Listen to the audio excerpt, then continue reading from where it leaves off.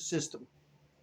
They're getting way too greedy out there, arresting everybody for slaps and little pushes here and there. It's ridiculous. And you see all them smash and grabs. They let them people steal up to $1,000 worth of stuff over there, causing the price of our goods and everything to go up. They slap them on the wrist and let them go. They need to put a tab and grab on them suckers when they do it after 3 or 4 or 5 times, and they take them to jail and hold them there. Keep them suckers in there.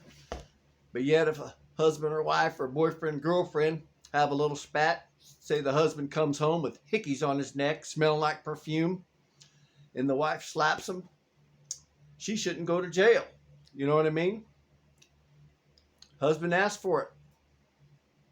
That's ridiculous what they're doing. We got to change these laws around a little bit. And also thinking about, instead of you getting in trouble and then you go to jail and then you get out and then you got to take a domestic violence class or disturbing the peace class. You know, you got to go through the whole process. Why can't the officer give you a ticket issue? You know, that way, instead of having to go to the judge, order it to you, the officer give you a ticket. All right. You go and start taking your online classes, you know, for disturbing the peace or domestic violence, you know, or whatever it might be. Or and just say if they want to put you on house arrest, for instance. You got to think about these ideas. Go and get the bracelet and you're on house arrest, instead of going and get arrested. Then a judge, you got to wait to see the judge. You got to go through the whole process of it all.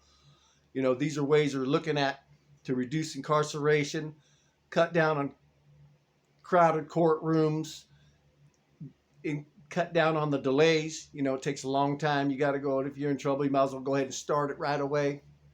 So we're looking at a bunch of different issues, decreasing some of the laws out there that are causing mass incarcerations for a bunch of little things.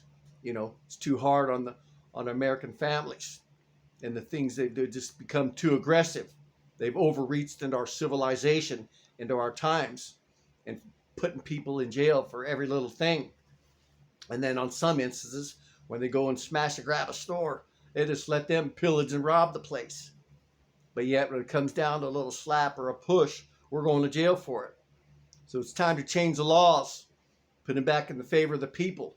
And the financial burdens, the fines are too high. We got to reduce the financial burden. So once you catch a little case and you're strapped, you can't even afford the cost of living.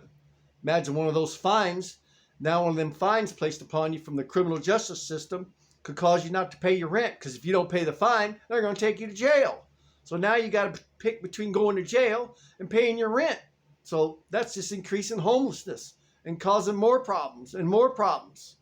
The criminal justice system has become too greedy and too aggressive with our new civilization we're living in.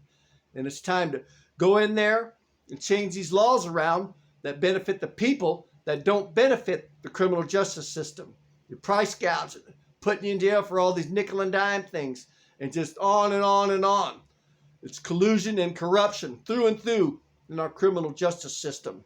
It's time for change, time for new leadership, new laws, and new legislation that benefit the people, help move our country forward. Until next time.